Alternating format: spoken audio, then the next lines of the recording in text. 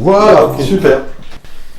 Donc, comme on s'est mis d'accord, on va traiter quatre thèmes. La règle de jeu, c'est que j'introduis les thèmes.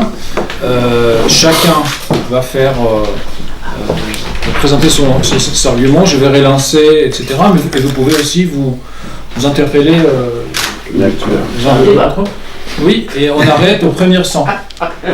Donc, Alexandre Devecchio, est-ce que à 68, la France s'est lancée dans le dérive? C'est difficile de mieux connaître l'événement que Jean-Pierre Le Goff. D'abord, si vous me permettez, je voulais dire mon admiration pour Jean-Pierre. Pardon, je savais pas que ce serait filmé. Mais Alain Finkielkraut a cette jolie formule sur Houellebecq qui dit que c'est l'ethnologue du monde occidental, et je crois qu'on peut dire la même chose de Jean-Pierre Le Goff. Son œuvre est une vraie ethnologie du monde contemporain. À travers le récit de ses jeunes années, il montre comment mai 68 a été un point de rupture entre la France d'hier, encore rustique et enracinée dans ses traditions. Dis-moi, le mai arrive au bout de combien de temps? Oui, j'arrive.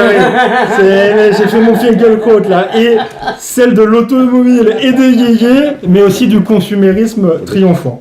Et donc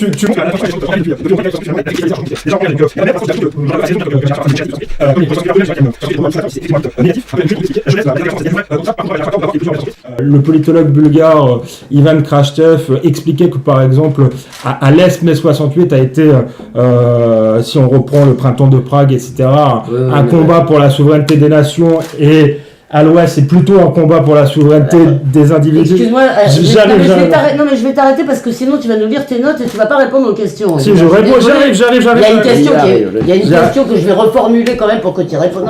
J'y arrive. Parce que, je voudrais quand même la reformuler un peu quand même. C'est que, effectivement, pour des gens, pas toute ta génération, mais même pour toi, c'est ça qu'il faut dire. Oui. Si tu veux, pour toi, il y a l'idée du détricotage de la France libérale-libertaire, et c'est une critique que... J'y arrive, voilà. Mais je voulais apporter un peu de nuance. Dire que le livre montrait aussi qu'il y avait plus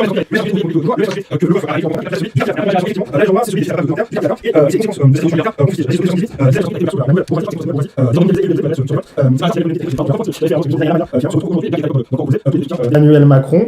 Je finis parce que il faut faire un débat. Quelle est la critique? Ce soit deux monologues. La critique, c'est, je reprends celle en fait que Jean-Pierre Le Goff a fait lui-même dans. Non, là, tu m'écoutes un peu parce que là, si tu veux, tu nous lis tes notes, tu réponds pas. Non, mais ça va pas parce que tu dis tellement de choses. Non, on va reprendre. Je vais t'expliquer la question. Il faut répondre et passer. Non, mais il faut essayer de formuler un Si critique. tu veux, là, t'es pas.